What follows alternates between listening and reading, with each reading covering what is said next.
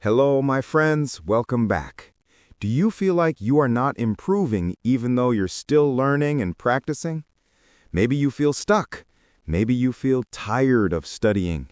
Maybe you feel like your English is not getting better. Well, don't worry. This is normal.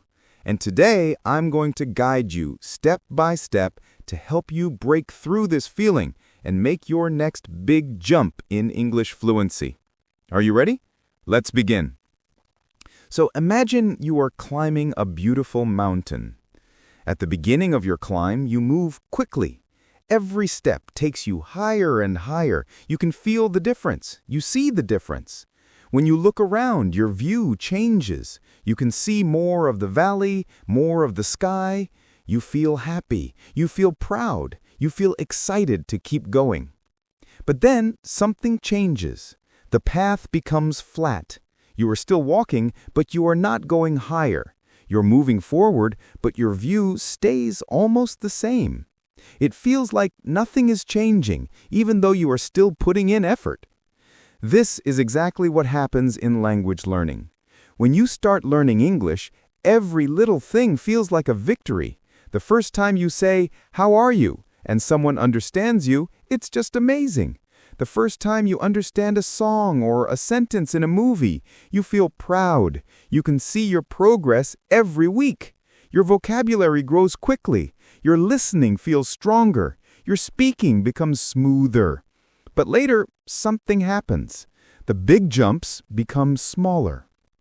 You're still learning, but you don't see the improvement as clearly. Your speaking sounds the same to you. Your listening feels the same. You might start to think, am I stuck? Am I not improving anymore? This feeling can make you lose motivation. It can make you feel bored or frustrated. But here's the truth. You are not stuck.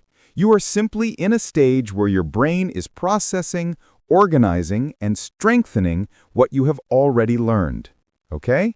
Think of it like a runner who is training for a long race.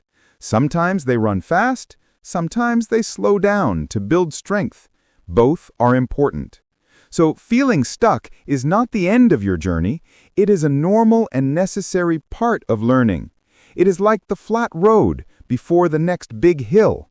Okay? And once you keep going, you will reach that hill. You will start climbing again. Okay? Now that we know what this stuck feeling is, let's talk about why it happens. There are many reasons, and understanding them will help you move forward. When you first start learning English, almost everything is new. Every sound, every word, every sentence, everything is fresh. Your brain works very hard, and you notice big changes quickly. It's like putting a small plant in the sun and giving it water. It grows fast at first, okay? But after a while, your brain becomes comfortable with what it already knows. You can understand your usual lessons. You can talk about your daily life. You can watch videos you already enjoy. This comfort is nice, but it can also slow your visible progress. Okay? Visible progress, that means the kind of progress that you can see and feel. But here's another reason. Sometimes you keep practicing only what is easy. We all like to feel confident. So sometimes we keep doing only the activities we are good at. Maybe you always read short texts, or always watch the same kind of videos, or always talk about the same topics. The problem is, if you don't push yourself into something a little more difficult, your English stays at the same level. You will be stuck. Okay? It's like going to the gym and always lifting the same weight. Your muscles stop growing. But here's reason number 3. Less challenge in speaking and writing. It's easy to watch TV shows or listen to podcasts or read books in English. That's really easy. That's called input, okay? English coming into your brain.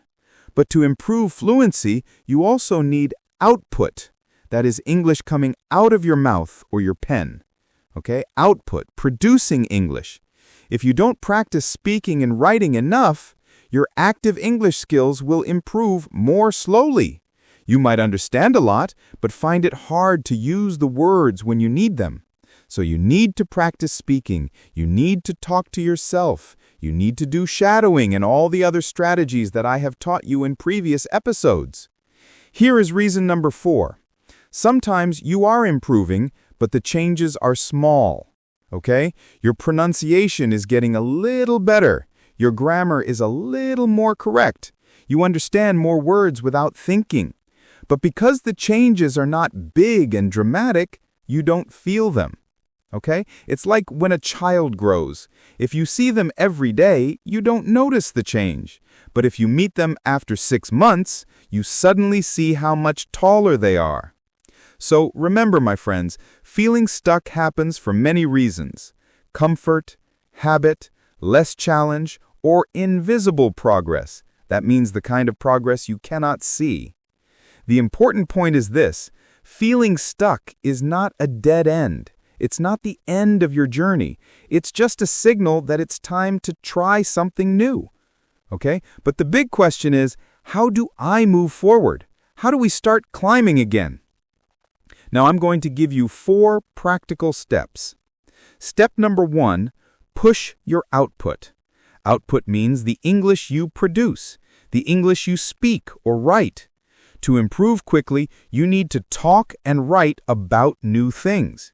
If you always talk about your daily routine, try giving your opinion about a movie. Try explaining a news story. Try teaching someone a new word you learned. At first, it feels uncomfortable. You don't know the words, you make mistakes, but that's good. Mistakes show your brain is learning something new. Step number 2, track your progress. When you are in the slow zone, in the feeling stuck stage, progress is small and easy to miss, so you must record it to see it. Every week, record yourself speaking for 1 to 2 minutes about anything. Save your recordings. After a month, listen to the old ones. You will hear your progress. You will hear your pronunciation, your speed, and your confidence. Step number 4, learn in short, focused bursts. Okay? Big study sessions are not always better. Instead of 2 hours once a week, try 15 to 20 minutes every single day. In each short session, focus on just one thing, one grammar point, one short listening exercise, or one new group of words. Short, focused learning helps your brain remember more. It keeps you from feeling tired and bored. Step number 5, add a stretch activity. So, what is a stretch activity? A stretch activity is something just a little harder than your current level. Not too easy, not too hard, just enough to make you think. For example, have a 5 to 10 minute conversation in English without using your first language. Read a short story without a dictionary. Write a paragraph on a topic you never wrote about before. These stretch moments pull you forward, okay? They are the steps out of your slow zone, out of your comfort zone, out of your feeling stuck stage. Now here is the important point. Fluency is not built in 1 day or 1 month. Trust the process. It is built in small steps, sometimes so small you cannot see them. You must trust that these steps are taking you forward even if they are quiet and invisible. Don't wait for big dramatic improvement to feel proud. Celebrate the small wins. You understood 1 more word in a song.